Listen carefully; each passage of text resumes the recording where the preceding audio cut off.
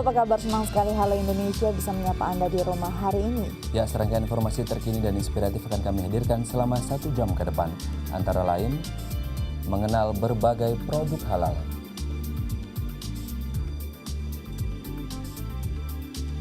Ada pula pasar Majestic menjelang Natal.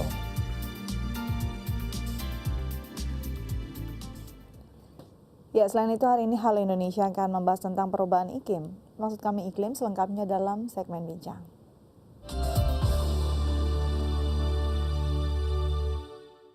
Selama pengujian kehalalan suatu produk dilakukan oleh LP POM MUI, kini sebuah universitas swasta di Jakarta juga berhasil mendirikan lembaga pemeriksa halal yang serupa. Ya, apa saja fungsi lembaga ini lebih lanjut untuk mengakomodir kebutuhan masyarakat untuk mendapatkan makanan dan produk halal? Berikut liputannya. Untuk meningkatkan kajian, penelitian, dan pengujian mengenai kehalalan produk, Universitas Yarsi meresmikan Lembaga Pemeriksa Halal Yarsi atau LPH Yarsi. Lembaga ini menjadi kelanjutan dari Halal Research Center Universitas Yarsi yang sudah berdiri 15 Desember 2014 lalu. Peresmian ini dilakukan seiring dengan berjalannya World Academic and Research Congress 2015 di Universitas Yarsi, Jakarta Pusat. Jadi kebetulan di Yarsi ada Halal Research Center. Tahun 2014 itu sudah diresmikan dan kita punya alat yang lengkap, yang cukup modern gitu ya, yang bisa untuk menguji kehalalan maupun ketoyibanan. Seiring disahkannya Undang-Undang Nomor 33 Tahun 2014 tentang Jaminan Produk Halal, diperlukan banyak pihak dalam pelaksanaan Undang-Undang JPH tersebut. Keberadaan LPH Yarsi membantu Badan Penyelenggara Jaminan Produk Halal atau BPJPH dalam memeriksa, memverifikasi, dan mengkaji produk dari produsen yang menginginkan sertifikat halal untuk produk yang diproduksinya. Jadi dengan dibolehkannya masyarakat atau pemerintah membentuk lembaga pemeriksa halal, mungkin produk-produk insya Allah produk-produk yang bersertifikat halal di Indonesia makin banyak. Meskipun sudah resmi dibuka, LPH Yarsi tidak serta-merta dapat memberikan sertifikasi halal, karena sertifikasi halal hanya dapat diberikan oleh Majelis Ulama Indonesia atau MUI. Sertifikasi halal itu bukan dikeluarkan oleh Yarsi, LPH Yarsi. Ya, LPH Yarsi itu hanya membantu Badan Penyelenggara Jaminan Produk Halal, ya, membantu BPJPH dalam memeriksa produk-produk dari produsen ya yang mau minta sertifikat halal. Dalam menjalankan tugasnya, LPH Yarsi ditunjang oleh Halal Research Center Universitas Yarsi yang sudah dilengkapi dengan berbagai peralatan modern. Di antaranya yakni GCMS yang berfungsi untuk menguji kadar alkohol, LCMS-MS untuk menguji kandungan asam lemak dan asam amino, PCR dan real-time PCR untuk menguji DNA, serta FTIR untuk memeriksa gelatin hewan. Diharapkan dengan diresmikannya Lembaga Pemeriksa Halal Yarsi dapat memfasilitasi pelatihan dan konsultasi produk halal kepada produsen, serta dapat menjadi pionir dalam mewujudkan pusat pengkajian halal di Indonesia. Elfrida Aulia, Dio Malau, The ITV.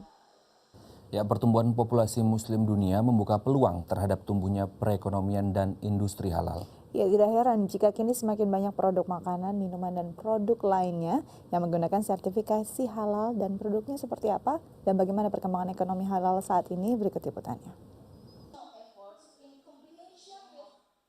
Ekonomi atau industri di bidang halal terus tumbuh seiring perkembangan populasi muslim dunia.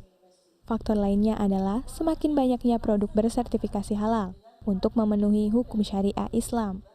Sebagai salah satu negara dengan penduduk muslim terbesar, Indonesia juga terus mengembangkan ekonomi halal. Penguatan ekonomi halal ini menjadi salah satu bahasan yang dipresentasikan dalam World Academic and Research Congress 2015 di Bilangan, Jakarta Pusat. Ekonomi halal di sini adalah satu dampak dari peningkatan pendapatan pasti ya, terkait dengan pendapatan masyarakat yang dilakukan atau yang diperoleh dari produk-produk yang halal begitu. Sehingga kita tahu bahwa saat ini tren kebutuhan produk halal itu meningkat dan itu punya dampak yang sangat luas terhadap peningkatan ekonomi masyarakat. Selaku perwakilan LPPO MUI Dr. Mulyorini menilai, berbagai produk yang memenuhi syariat secara alami kini juga telah disertifikasi halal. Namun, meski memenuhi hak-hak konsumen, sertifikasi akan berkontribusi pada peningkatan ukuran ekonomi halal sekaligus standar mutunya. Pertama kita bisa melihat indikatornya dari bahwa setiap produk yang sudah halal itu biasanya langsung meningkat penjualannya, sehingga itulah salah satu indikatornya. Brand itu kemudian mempunyai brand jual bahwa dia adalah produk yang sudah halal. Itu bisa dirasakan oleh kita, satu kosmetik yang menjadi leading dalam halal produk, kemudian produknya bisa meraih pangsa pasar mengambil dari produk industri kosmetik besar sebelumnya, mengambil pangsa pasar. Begitu.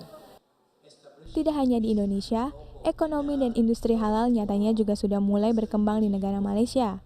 Ditemui di sela-sela acara World Academic and Research Congress 2015, Dr. Nur Adha AB Hamid, salah satu perwakilan dari Malaysia, mengatakan, ekonomi halal di negaranya tidak hanya mencakup produk, tetapi juga mencakup kajian keuangan. Di Malaysia memang industri halal dah agak kuat, tetapi memandangkan kehendak pasaran semasa, industri halal di Malaysia perlu lebih dikembangkan. Sementara itu, untuk meningkatkan kesadaran masyarakat akan halal, Lembaga Pengkajian Pangan, Obat-obatan dan Kosmetika MUI akan melakukan berbagai kegiatan. Salah satunya Olimpiade Halal untuk siswa sekolah. Industri atau ekonomi halal diharapkan menjadi salah satu sektor yang tumbuh stabil di perekonomian global, seiring dengan meningkatnya populasi muslim secara global setiap tahunnya. Elfrida Aulia, Dio Malau, The ITV. Tidak hanya produk makanan dan minuman yang perlu diperhatikan kehalalannya, barang yang digunakan dalam kehidupan sehari-hari juga harus terjamin kehalalannya. Iya, berbagai cara dilakukan untuk mensosialisasikan pentingnya label halal pada berbagai produk. Salah satunya melalui pameran. Seperti apa pameran yang dilakukan untuk memperkenalkan label halal? Berikut liputannya. Beragam produk yang beredar di masyarakat guna memenuhi kebutuhan hidup sehari-hari, seperti produk makanan, minuman, obat-obatan, hingga berbagai peralatan rumah tangga. Namun bagi umat muslim, perlu memperhatikan adanya label halal sebelum menggunakan produk tersebut. Produk yang dapat dikategorikan halal dan non-halal tentu harus sesuai dengan syariat Islam, yang telah disetujui melalui fatwa MUI.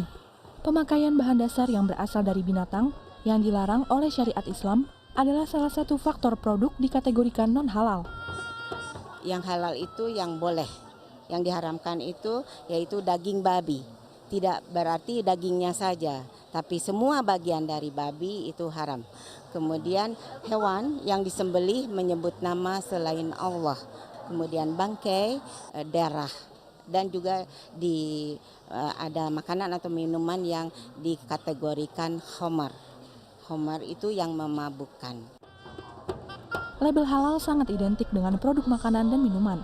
Namun selain itu, sejumlah produk barang gunaan juga bisa dikategorikan non-halal karena sebagian produk dibuat dari hewan-hewan yang diharamkan dalam syariat Islam. Seperti mangkuk porselen, memiliki tahan panas yang sangat tinggi. Keistimewaan ini merupakan kelebihan dari penggunaan tulang salah satu binatang yang diharamkan. Kita sebagai masyarakat hati-hati saja dari melihat piring-piring seperti ini. Kalau ada tulisan fine bone, ya, fine bone atau mild bone, ya kan, atau super bone, gitu. Nah itu sebaiknya dihindarkan. Jangan kita beli, dan juga kita kalau disajikan dalam mangkok-mangkok atau piring-piring yang ada bone-bone tadi, sebaiknya jangan dikonsumsi. Selain mangkuk porselen, penggunaan bahan dasar kulit binatang yang dilarang terdapat pada tas, ikat pinggang, dan sepatu. Ciri-ciri yang bisa diperhatikan dengan teliti yaitu adanya pola 3 titik kecil di setiap permukaan dalam kulit pada tas. Perlindungan dan jaminan produk halal sudah diberikan oleh pemerintah melalui sertifikat halal. Kini perlu kepekaan dari umat muslim untuk memperhatikan produk apa saja yang bisa digunakan pada kebutuhan sehari-hari. Hesti Hairani, Tomo, The ITV. Ya, kriteria halal ternyata tidak hanya sebatas pada makanan dan minuman, namun juga pada produk-produk yang digunakan dalam kehidupan sehari-hari. Sampai sejauh mana masyarakat mengetahui pentingnya label halal? Berikut liputannya.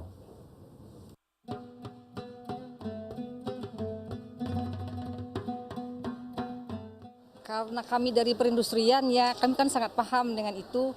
Tidak Pernah, kita kan nggak selalu lihat, kadang-kadang main comot-comot aja kan belum tentu, oh ini ada halalnya atau tidak ada halalnya. Pernah sih, dan itu nggak tahu, jadi ya udah lah ya, nggak tahu ya udah.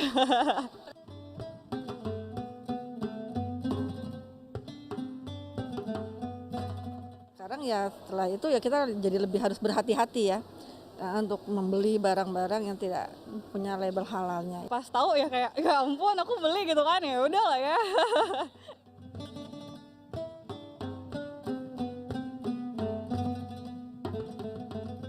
Oh sangat penting sekali Mbak, terutama karena ajaran agama ya tidak memperbolehkan memakan produk-produk yang tidak halal, berarti itu harus ada gitu. Oh, penting sekali karena apa yang mereka tempel itu kan kita pergunakan untuk sehari-hari atau mungkin salah satunya mungkin bisa masuk ke dalam tubuh kita. Penting sih kalau untuk Indonesia, aku rasa penting.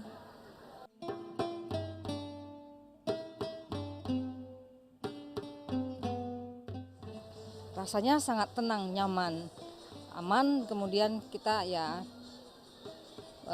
tidak berdosa gitu menjalankan syariat agama. Ya, selanjutnya kita akan membahas tentang perubahan iklim. Namun setelah jeda berikut, tetap bersama kami di Halo Indonesia.